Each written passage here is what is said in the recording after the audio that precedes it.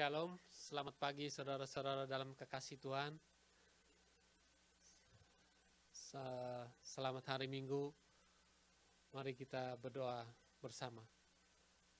Tuhan Allah Bapa kami yang dalam surga. Terima kasih Tuhan untuk pagi hari ini. Kalau kami bisa datang ke rumah-Mu. Menaikkan puji-pujian dan mendengarkan sebagian daripada firman-Mu. Terima kasih ya Bapak kesempatan ini. Terima kasih juga kalau kita masih bisa melihat dari online. Kiranya Engkau berkati hari Minggu ini yang sebentar lagi akan dibawakan oleh Pak Michael. Dengar doa seru kami ya Bapak. Kau pimpin acara ini dari awal, pertengahan sampai akhir. Terima kasih ya Bapak. Di dalam nama Tuhan Yesus kami berdoa, ucap syukur dan terima kasih. Amin.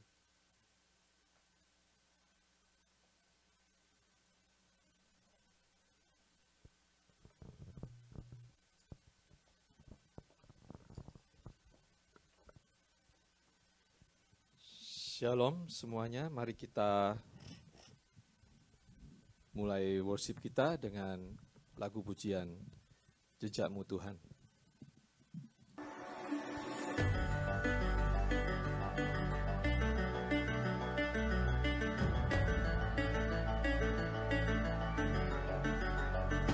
Rencana Tuhan tidak kita terselami,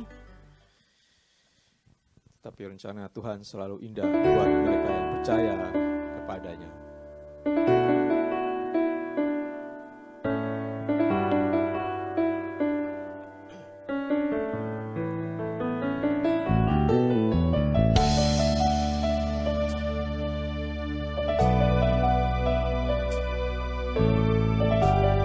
Mari kita nyanyikan sama-sama yuk. Sering ku tak mengerti jalan-jalan-Mu Tuhan, bagai di belantara yang kelam. Tanpa seribu tanya, namun tetap percaya, jejak Tuhan sungguh setia.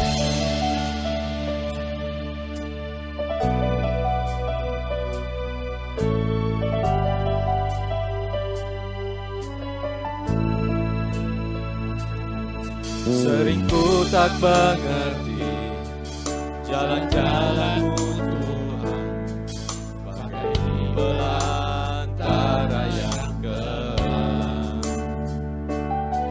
Tanpa seribu tanya, namun tetap percaya, jejak-Mu Tuhan sungguh sempurna. Ajarku memahami semua yang Kau ingini, agar hidupku puaskan hati-Mu. Bagimu aku rela sepenuh hati menghamba, serahkan diri demi karya-Mu.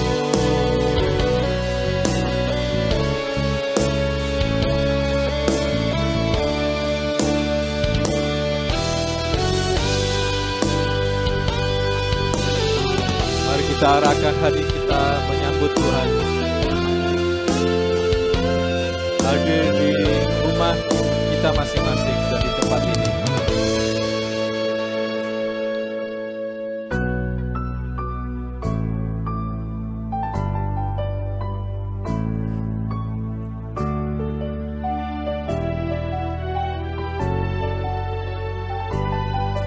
Sering ku tak mengerti jalan-jalan-Mu Tuhan, bagai di belantara yang kelam. Tanpa seribu tanya, namun tetap percaya, jejak-Mu Tuhan sungguh sempurna. Ajarku memahami semua yang Kau ingini, agar hidupku puaskan hatimu. Bagimu aku rela sepenuh hati menghamba, serahkan diri genapi karyamu. Ajarku memahami semua yang kau ingini, agar hidupku puaskan hatimu. Bagimu aku rela sepenuh hati menghamba, serahkan diri genapi karyamu. Serahkan diri genapi karyamu.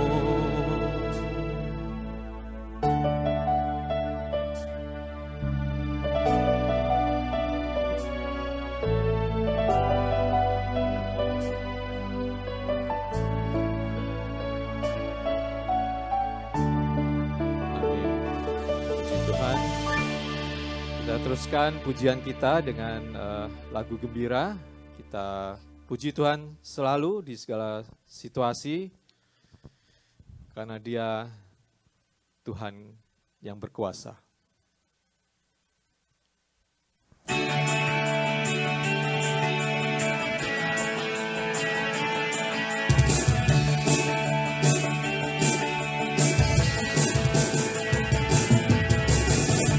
Berkuasa di bumi di surga, bertata dalam kemuliaan. Oh, Dialah Tuhan Allah kita, namanya berkuasa membebas umatnya. Betapa hebat, betapa kuat, dahsyatnya Allah kita.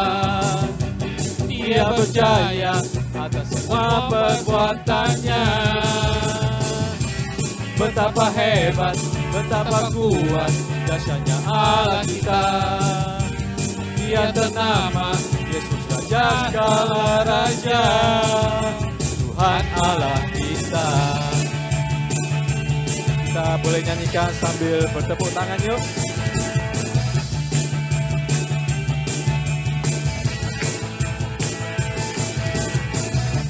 Berkuasa di bumi di surga,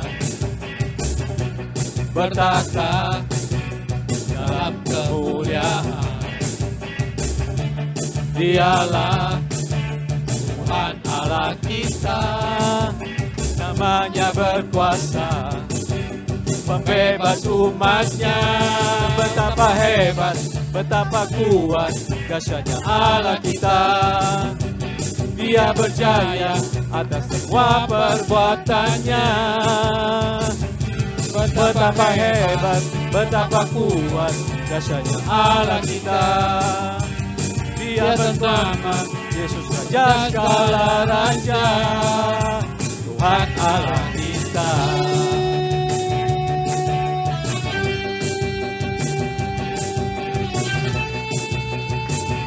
Tuhan Allah kita, Tuhan yang hebat. Dia dahsyat, lebih segala macam sakit penyakit, lebih semua masalah kita. Dialah Tuhan kita, Tuhan Yesus. Berkuasa, berjaya atas semua perbuatannya. Betapa hebat, betapa kuat, dahsyatnya Allah kita.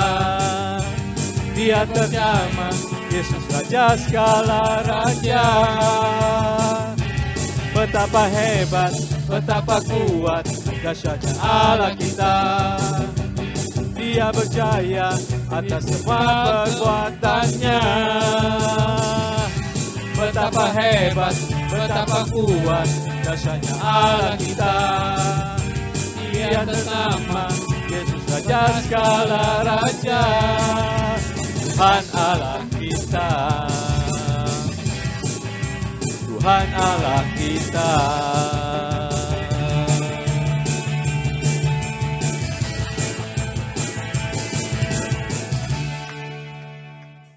Puji Tuhan, mari kita teruskan dengan lagu persembahan sebelum lagu pujian sebelum sermon hari ini oleh Pak Michael. Kita nyanyikan Kuasa-Mu Terlebih Besar.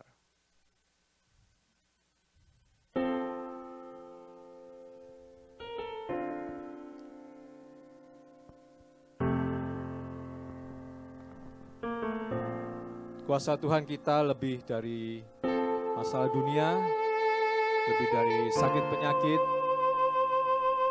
dan masalah-masalah dunia.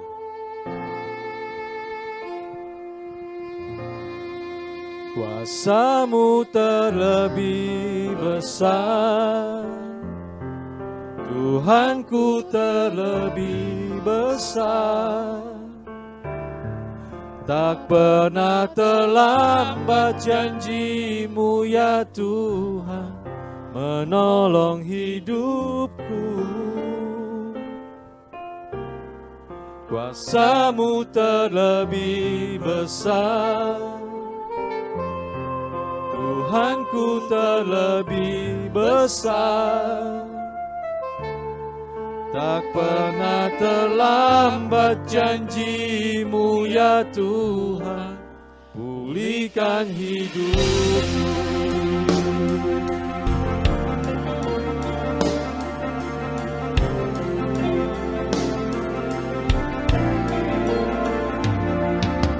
Hanya Kau Tuhan penolongku,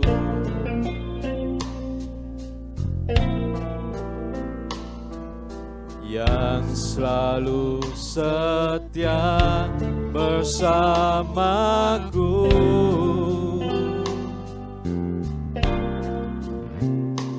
Kasih-Mu yang sanggup mengubah kehidupanku. Sungguh ku berserah, sungguh ku percaya. Mari nyanyikan sama-sama. Kuasa-Mu lebih besar, Tuhanku terlebih besar. Tak pernah terlambat janji-Mu ya Tuhan, menolong hidupku.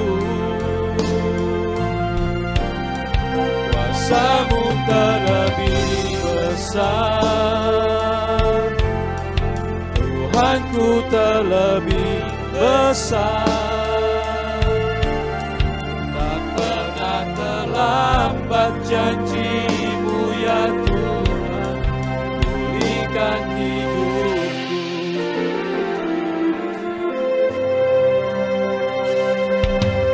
Hanya Kau Tuhan penolongku,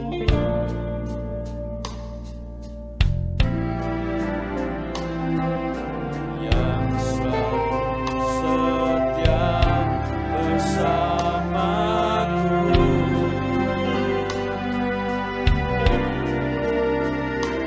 Kasih-Mu yang sanggup mengubah kehidupanku. Sungguh ku berserah, sungguh kita percaya. Kuasa-Mu terlebih besar, Tuhanku terlebih besar. Tak pernah terlambat janji-Mu ya Tuhan, menolong hidupku. Kuasa-Mu terlebih besar, Tuhanku terlebih besar. Tak pernah terlambat janji-Mu ya Tuhan, pulihkan hidupku.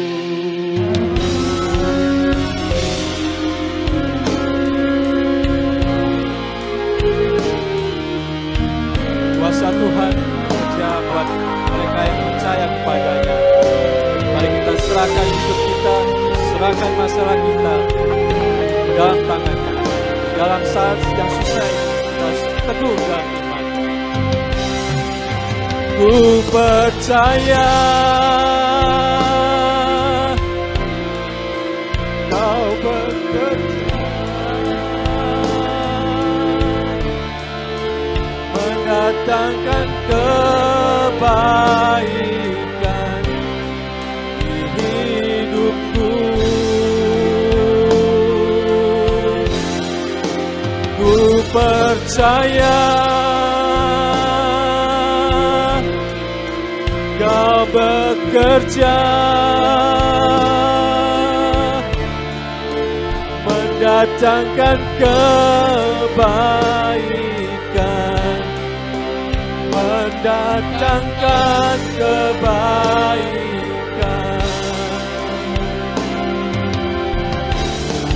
Kuasa-Mu terlebih besar, kuasa-Mu lebih besar, tak pernah terlambat janji-Mu menolong hidupku. Kuasa-Mu terlebih besar, Tuhanku terlebih besar, tak pernah terlambat janji-Mu ya Tuhan, pulihkan hidupku. Tak pernah terlambat janji-Mu ya Tuhan, pulihkan hidupku. Tak pernah terlambat janji-Mu ya Tuhan, pulihkan hidupku.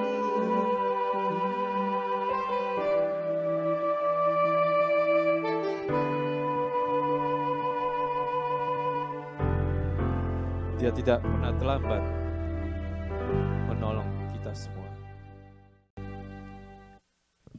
Puji Tuhan, mari kita dengarkan firman Tuhan dari Pastor Michael. Silakan, Pak Michael.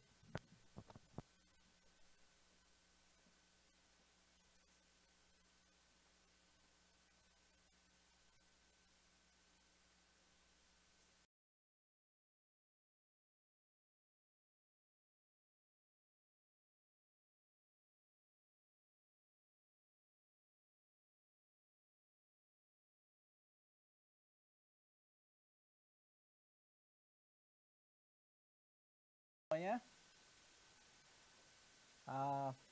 malam ini, pagi hari ini, karena renungan ini akan singkat, dan semoga ini menjadi kekuatan, jadi pengharapan yang baru di masa-masa yang kritikal bulan-bulan ini atau di tahun ini. So, we have arrived in the new normal. We have arrived in the new normal and we don't know how long we'll be in the stage. Kita tidak tahu kapan lagi kita akan keluar dan kita harus sudah bisa adjust terhadap kondisi ini. Sekarang kita punya the new term social distancing. Every action, every decisions that we make has to be based upon this social distancing. It defines our decisions, our action. But guess what? The tragedies, the disaster, the crisis in the Bible is not new. It reminds us that we live in a fallen world, that we live in a fallen government. Hidup kita tuh fana, hidup kita tuh lemah.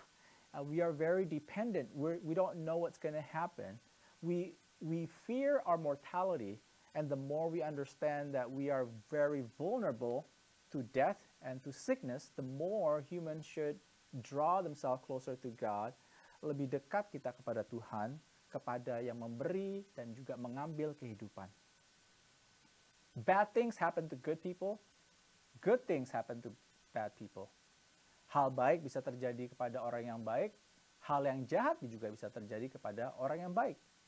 Contoh pertama, Job, Ayub. Imagine, Job lost 10 of his children. 10 anaknya mati diambil maut. Begitu juga pembantu-pembantunya dan juga semua pekerjaannya hilang. Yang ada hanya istrinya.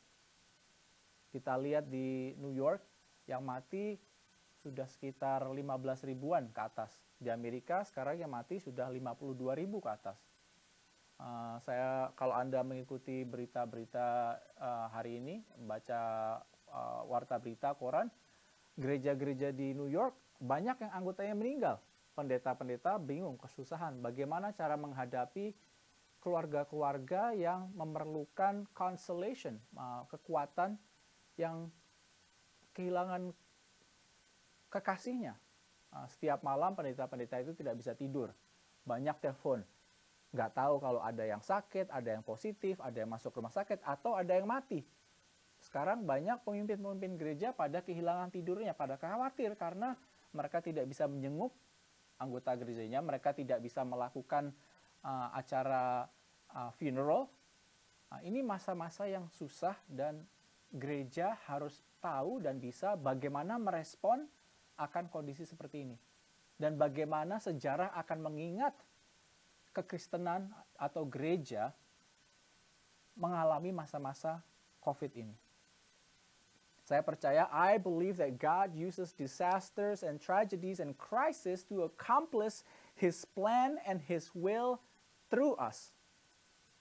And God, in the Bible, described that He used His people in the crisis. So, before I read the verses, I'd like to give you the questions that I want all of you guys here to think about. Here are the challenges. Now, 2 challenges I like to post to the Maranatha Church. Number 1, how do we respond to our community as a Christian? Bagaimana kita bisa merespon kepada komunitas kita sebagai orang Kristen? Number 2, and how would we be remembered in the time of crisis? Bagaimana kita akan diingat melewati krisis-krisis ini? Selanjutnya mari kita membuka Alkitab kita dari Matius 7 ayat 24.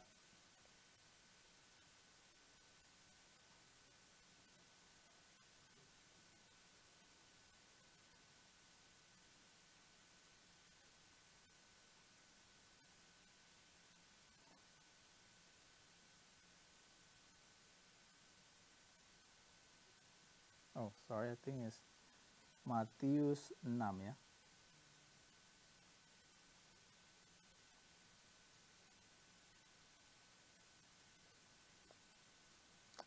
Matius 6 ayat 25, maaf. Karena itu aku berkata kepadamu, janganlah khawatir akan hidupmu, akan apa yang hendak kamu makan atau minum. Dan janganlah khawatir pula akan tubuhmu, akan apa yang hendak kamu pakai. Bukankah hidup itu lebih penting daripada makanan dan tubuh itu lebih penting daripada pakaian? Pandanglah burung-burung di langit yang tidak menabur dan tidak menuai, dan tidak mengumpulkan bekal dalam lubung, namun diberi makan oleh Bapamu yang di surga. Bukankah kamu jauh melebihi burung-burung itu? Siapakah di antara kamu yang karena kekhawatirannya dapat menambahkan sehasta saja pada jalan kehidupannya? Dan mengapa kamu khawatir akan pakaian? Perhatikanlah bunga bakung di ladang yang tumbuh tanpa bekerja dan tanpa memintal. Namun aku berkata kepadamu, Salomo dalam segala kemegahannya pun tidak berpakaian seindah salah satu dari bunga itu. Jadi jika demikian Allah mendandani rumput di ladang yang hari ini ada dan besok dibuang ke dalam api. Tidaklah ia akan terlebih lagi mendandani kamu, hai orang yang kurang percaya. Ayat 31. Sebab itu, janganlah kamu khawatir dan berkata, apakah yang akan kami makan? Apakah yang akan kami minum? Apakah yang akan kami pakai? Semua itu dicari bangsa-bangsa yang tidak mengenal Allah. Akan tetapi, Bapamu yang di surga tahu bahwa kamu memerlukannya semuanya itu. Tetapi carilah dahulu kerajaan Allah dan kebenarannya, maka semuanya itu akan ditambahkan kepadamu. Sebab itu, janganlah kamu khawatir akan hari esok, karena hari esok mempunyai kesusahannya sendiri. Kesusahan sehari cukuplah untuk sehari. Inilah firman Tuhan. Amin. Di ayat ini dikatakan 3 kali. Jangan khawatir. Ayat 25, ayat 34, dan ayat 31. Dikatakan, janganlah kamu khawatir. Saya ada poin di sini, bagaimana caranya untuk tidak khawatir. Bagaimana caranya untuk tidak khawatir? Nomor 1, don't fear what the world fear. Jangan Anda takut apa yang dunia takuti. Jangan Anda takut apa yang dunia takuti.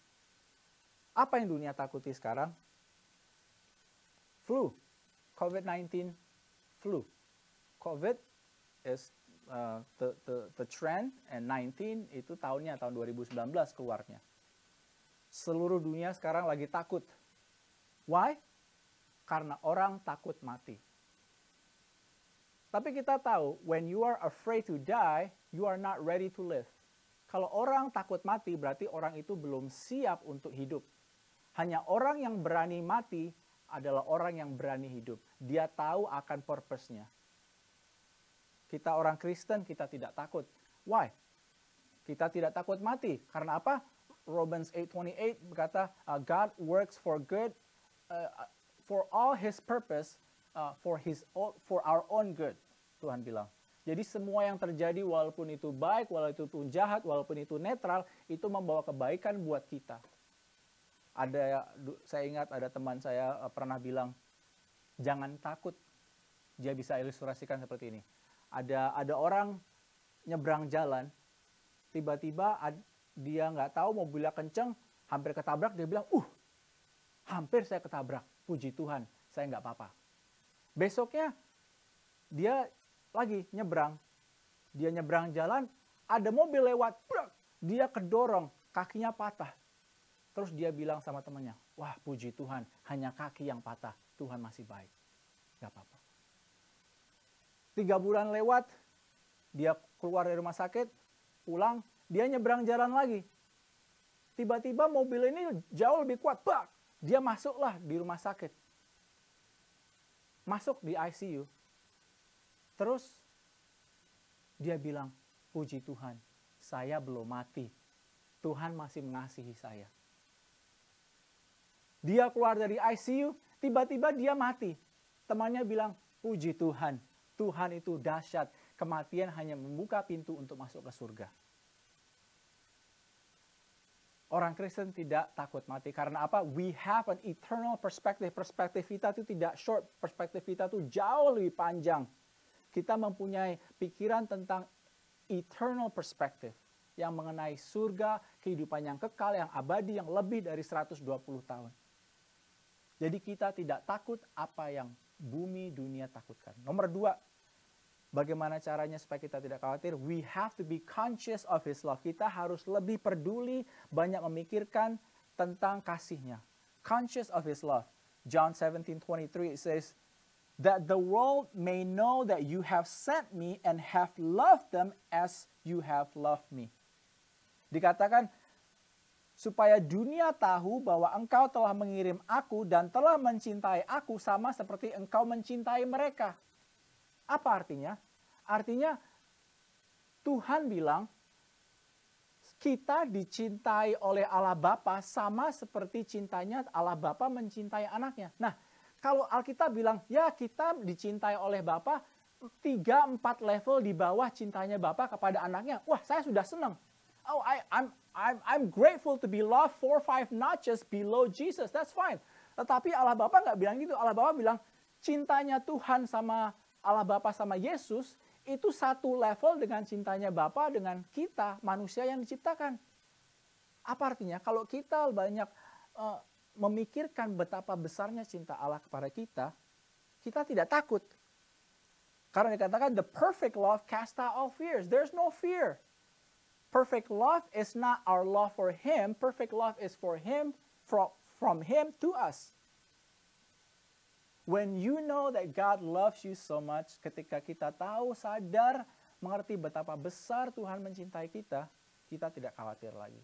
Kita nggak khawatir kemana kita pergi, kita nggak khawatir kalau kita sakit, kita nggak khawatir kalau kita kehilangan keuangan, kita nggak khawatir karena kita kehilangan pekerjaan, kita nggak khawatir kalau anak kita tumbuh bisa melewati atau melenceng ke jalan daripada yang sudah kita ajarkan, kita nggak khawatir. Karena kita sudah melakukan tugas kita dan selanjutnya kita serahkan kepada Allah. Conscious of His love is how we cast out all fears. Kita tidak takut. Contoh, dikatakan burung pipit, dia nggak menabur, dia nggak tunggu-tunggu, dia nggak nabung di bank, dia keluar aja pagi-pagi terbang, tiba-tiba makanan sudah ada. Nah, seperti itulah Tuhan ingin kita percaya sama Tuhan. Seperti burung itu tahu dan percaya walaupun dia tidak bisa melihat. Burung itu pagi-pagi keluar cari makanan, makanan sudah ada. We have to be conscious of His love. Nomor 3, trust in God's faithfulness. Kita harus percaya kepada janji-janji Tuhan. Kesetiaan Tuhan. 2 Tesalonika 3:3 dikatakan, "But the Lord is faithful and He will strengthen you and guard you from the evil one."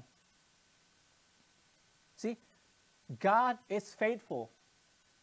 What does that mean? The opposite is, kita tidak faithful. Kita tidak bisa faithful, kita tidak sempurna. Terkadang kita nggak pasti. Have you done enough? Oh, have I prayed enough? Have I read my Bible enough? Sudah saya baca Alkitab 5 pasal, 5 ayat. Hari ini, oh sudah berdoa saya 15 menit, sudah berdoa 10 menit. Oh, semua anggota gereja sudah saya doain belum ya? Oh, orang tua saya, anak-anak saya sudah saya doain belum ya? Oh, saya sudah doain buat misi belum ya? Oh, saya sudah doain buat rencana program gereja ya? Oh, saya sudah. Kita nggak bisa faithful sekali. Kita nggak bisa. Kayak contohnya sekarang, kita pada takut, oh udah cuci tangan belum, kita keluar, oh tadi kayak pergi ke starter bros, baju saya tadi ada, kita lewat ada orang yang bersin atau batuk, oh langsung dimasukin di dryer, di washer. Udah cuci tangan, keluar masuk ke kamar mandi, cuci tangan dulu, baru kita melakukan buang air 1 atau buang air 2. Keluar dari kamar mandi, cuci tangan lagi. Kita nggak tahu lupa cuci tangan berapa kali sehari. Is there fear? Is there uncertainty? Ada ketidakpastian? Apakah Tuhan itu faithful? Kita nggak tahu. Tetapi kita tahu, Alkitab mengatakan, the Lord is faithful and He will strengthen you and guard you from the evil one.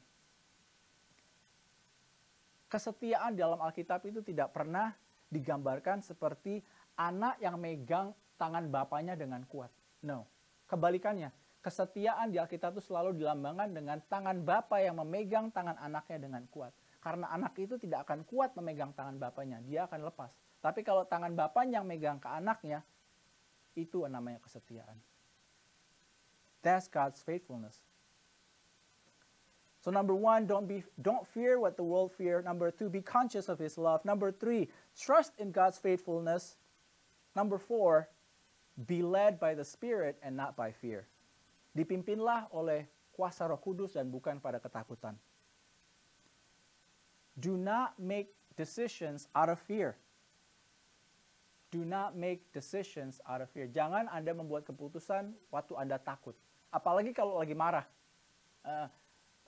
Apalagi kalau lagi marah sama suami istri. Apalagi sama anak. Apa sama orang tua lagi marah. Jangan make decisions. Why? Because when you make decisions in anger, most likely you are wrong. Apalagi kalau kita membuat decision kalau kita lagi marah atau lagi takut. Very bad decision.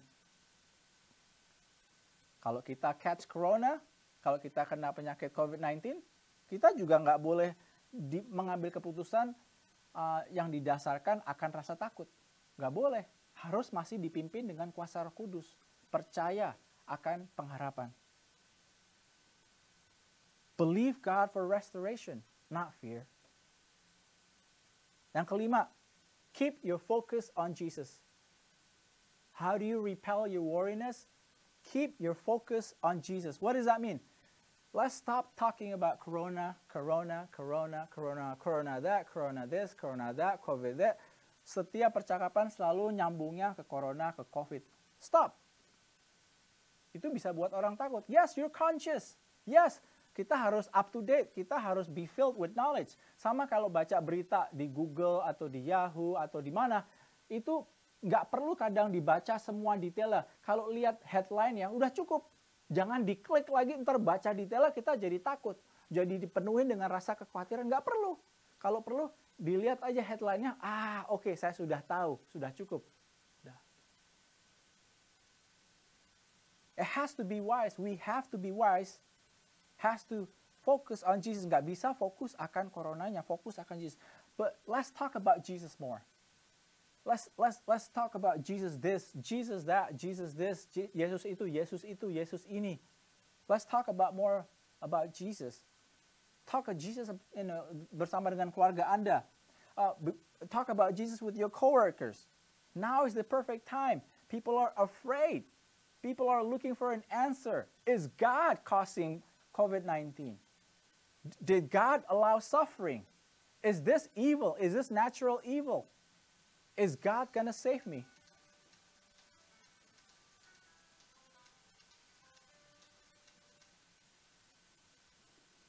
And lastly, number 6.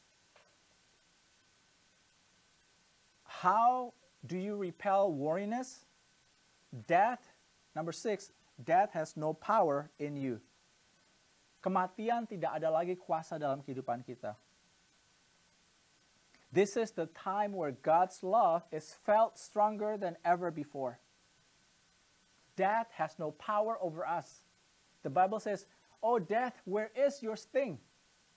Dikatakan Tuhan sudah mengalahkan kuasa maut di kayu salib. And that's the last enemy, musuh yang terakhir, Alkitab katakan. Kita sering bertanya, kalau doa Tuhan, please remove us from the crisis, Lord. Get me out of this. Get me out of my problems. Get me out of my bad job. It's okay. Kita sering berdoa supaya, Tuhan cabut saya dari ini. Tolong Tuhan berikan saya ini sekarang. Sembuhkan ini sekarang Tuhan. But guess what? I have a message for all of you. Do not waste your isolation. Do not waste your crisis. Do not waste COVID-19. Do not waste this pandemic. God is doing something big in the pandemic. God is working through you. The miracle is not about getting out. The miracle is what God is doing in the situations. Mujizat Tuhan itu bukan waktu Tuhan mengambil kita diangkat. Bukan, mujizat Tuhan itu apa yang Tuhan lakukan waktu Anda di dalam masalah itu. Itu mujizat Tuhan yang Tuhan ingin lakukan dalam kehidupan kita.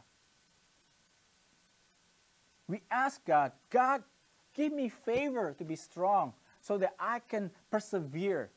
God, come in and give me more peace. God, come in and protect me while I live out my purpose. Ask God, what is your purpose in this time? Apakah tujuan hidup Anda di masa-masa krisis ini? Bukan artinya kita dalam masa isolasi, kita jadi lebih santai di rumah.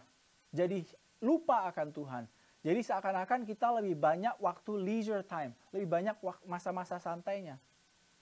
Ini masa-masa corona, ini masa-masa tes. Masa-masa pruning. Dilihat apakah kekristenan Anda, iman Anda suam-suam kuku. Atau iman Anda makin lebih dekat sama Tuhan karena Anda lebih banyak waktu sendiri untuk mempunyai devotional. Waktu untuk intimasi bersama dengan Tuhan. Ini adalah tes buat orang-orang Kristen. Bagaimana orang Kristen memakai waktunya mereka di masa isolasi di rumah ini dengan baik. Apakah mereka ingat Tuhan atau mereka ingat akan entertainment. So, ask God. Ask God so that you have the peace not to fear death. Ask God to help me not just to go through this, but to help you grow in the situation. Minta Tuhan supaya tidak hanya untuk melewati, tapi supaya kita bisa bertumbuh dalam krisis ini. Ask God to help you learn to increase your faith. Right? Like the mustard seed faith. Apa artinya biji sawi? Biji sawi itu kecil, tetapi maksudnya Tuhan, jangan stay kecil, jangan terus kecil, harus bertumbuh besar menjadi pohon yang besar yang bisa memberikan shelter and shade kepada binatang-binatang yang lain. Itu maksudnya biji sawi. Iman yang kecil tapi tidak stay kecil. So ask God, help me to learn, help me to increase my faith, help me so that my character can be like yours. But guess what? If God helps you quickly, kalau Tuhan membantu Anda secara cepat, oh Tuhan bantu saya keluarkan dari masalah ini, sembuhkan saya dari masalah ini. Guess what? You will never reach your potential. Anda tidak akan bisa mencapai potensi Anda yang maksimum. Karena Anda tidak pernah melewati masa pruning. Anda tidak pernah melewati masa tes dan keluar mendapat nilai yang bagus. Kalau Anda cepat-cepat keluar, itu bukan rencana Tuhan. Tuhan selalu bekerja di dalam krisis. Kita melihat dari perjanjian lama sampai perjanjian baru. Nah, in closing, so let me repeat the 7 points that I share. Number 1 was don't fear what the world fear. Number 2, be conscious of His love. Number 3, trust in God's faithfulness. Number 4, be led by the Spirit and not by fear. Number 5, keep your focus on Jesus. Meaning, stop talking about Corona. Let's talk more about Jesus this and Jesus that. Number 6, the last one, sorry, not 7. Death has no power over you. In closing, untuk penutup, I want to throw at you the question so that you would think, supaya Anda bisa berpikir. Meditasi akan firman Tuhan.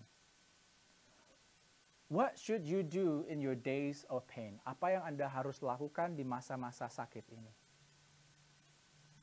How do I get through my days of doubt? Bagaimana saya harus hidup di masa-masa yang penuh dengan kekhawatiran, dengan ketidakpastian? Bagaimana kita bisa mencapai hari kemenangan? How do I get through my days of victory?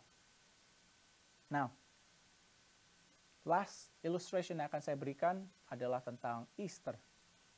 Kita baru saja melewati Easter 2 minggu yang lalu. Easter is an interesting days. Hari Jumat, hari Sabtu, dan hari Minggu. Itu adalah, kalau saya bisa langsung ke poinnya, ini adalah cycle kehidupan manusia. Hari Jumat itu adalah hari kematian Tuhan Yesus. Setiap orang bingung, takut, tidak pasti, doubt, uncertainty, fear, takut akan dipersekusi, takut akan pemerintah, fear of the government, takut. Nggak tahu pemimpinnya sudah hilang. Nggak punya uang, nggak mau hidup, pekerjaannya hilang, nggak tahu mau makan gimana besok, Yesus sudah nggak ada, Yesus sudah hilang. Sabtu, itu adalah masa yang paling lama. Nunggu. Nunggu. Sabtu itulah hari nunggu. Karena nggak tahu mau ngapain. Nggak ada masa depan lagi, dia nunggu. Apa yang kita lakukan sudah hilang, loyo, nggak ada semangat. Lost, grief, waiting, confusion, misery. Yang ketiga adalah hari yang ditunggu-tunggu oleh kita semua dan hari yang ditunggu-tunggu oleh para pengikut Tuhan Yesus. Hari kebangkitan. Menunggu kapan kemenangan itu akan datang. Sama kita juga bertanya, kapan kesembuhan itu akan datang? Kapan hari coronavirus vaksin akan datang? Kapan kita menunggu Tuhan Yesus akan datang? Sunday is a representation of joy, celebration, and victory. Nah, kita dalam kehidupan itu selalu melewati hal ini. Masa susah, masa menunggu, dan masa mendapatkan kemenangan. Dan saya tutup dari ayat Roma 8 ayat 28 dikatakan, kita tahu sekarang bahwa Allah turut bekerja dalam segala sesuatu untuk mendatangkan kebaikan bagi mereka yang mengasihi Dia, yaitu bagi mereka yang terpanggil sesuai dengan rencana Allah. Romans 8:28. And we know that for those who love God, all things, meaning bad things, good things, and neutral things, work together for good for those who are called according to His purpose. Jadi kita tidak perlu takut. Kalaupun kita contracted COVID-19, itu juga untuk kebaikan kita, untuk kemuliaan Tuhan. Tuhan sedang bekerja dalam kehidupan kita. Dan kalaupun Anda tidak terkena atau tidak terefek dengan the economical element of it or the medical element of it, Tuhan juga bekerja dalam kehidupan Anda. Jadi, oleh karena itu, janganlah khawatir akan hari esok. Karena dikatakan burung-burung itu yang di luar dan juga bunga-bunga di luar itu lebih indah dari Salomo, orang paling kaya di seumur hidup bumi ini. Bayangkan, bunga dan burung itu lebih indah daripada Salomo. Tetapi ada kelanjutannya lagi. Itu pun mereka besoknya akan mati. Tetapi kamu manusia ciptaan Tuhan adalah yang terindah. Jadi janganlah khawatir. Janganlah khawatir akan hari esok. Karena itu tidak akan menambahkan sehasta akan kehidupan kita. Tetapi percaya kepada Tuhan akan memberikan kita kemenangan dan pengharapan yang baru. Amin.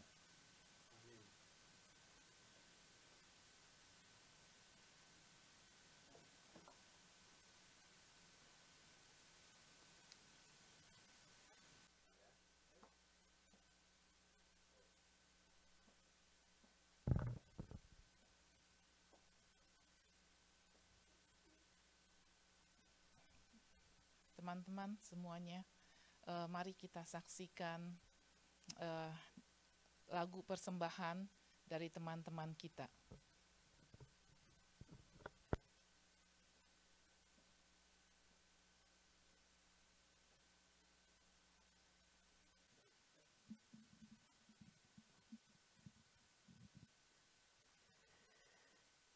Terima kasih Pak Michael untuk khotbahnya hari ini.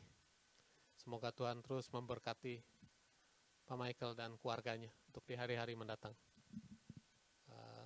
Sekarang kita mau berdoa untuk jemaat. Mari kita berdoa. Tuhan Allah Bapa kami yang di surga, terima kasih ya Bapak untuk kesempatan ini. Kami masih terus dirawat. Engkau terus masih membantu kami, campur tangan dalam kehidupan kami hari demi hari. Saat ini kami mau berdoa untuk teman-teman kami yang masih lemah badan.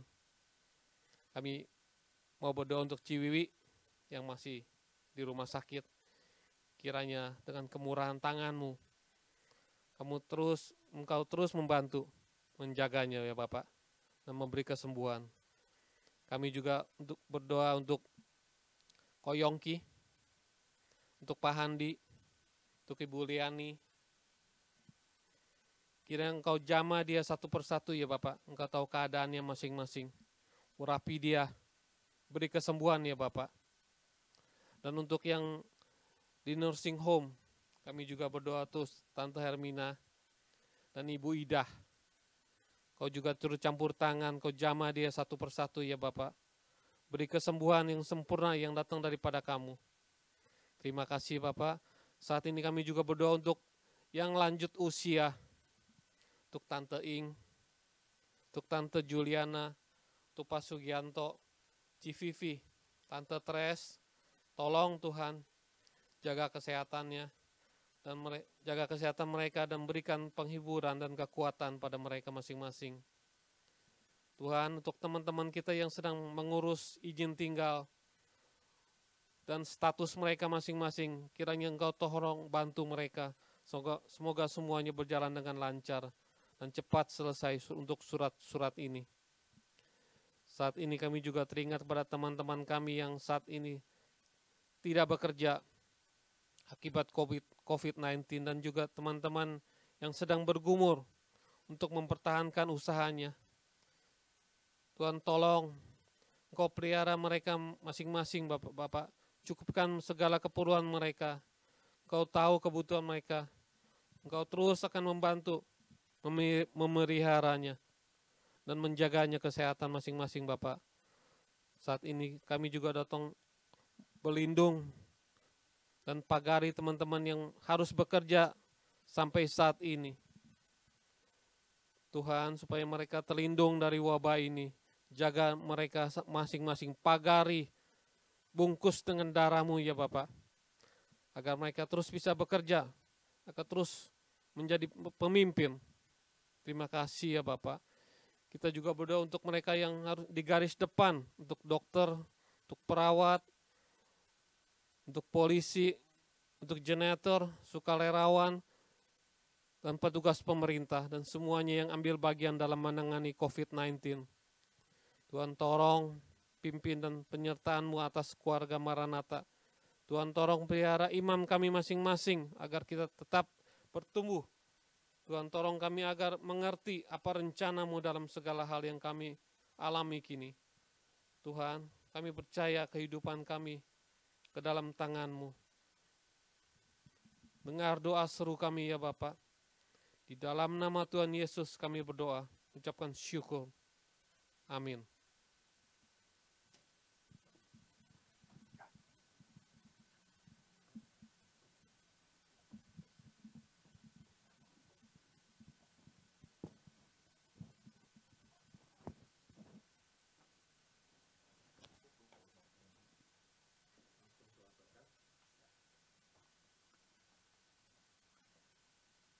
Jemaat Kristus, terimalah berkat dari Allah Bapa.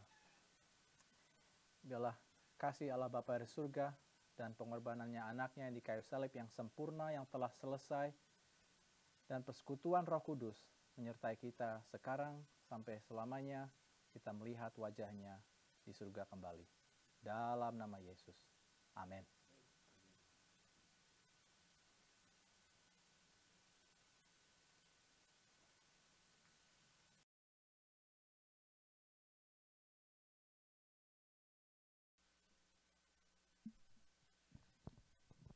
Mari kita nyanyikan lagu penutup, lagu Maranatha.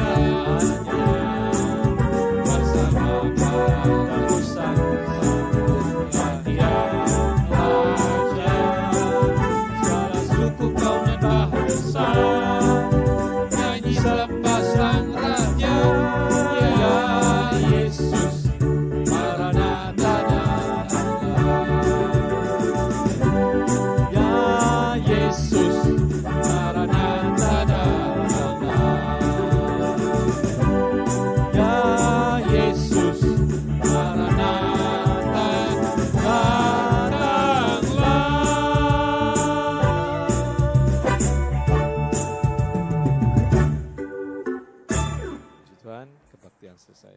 Masih.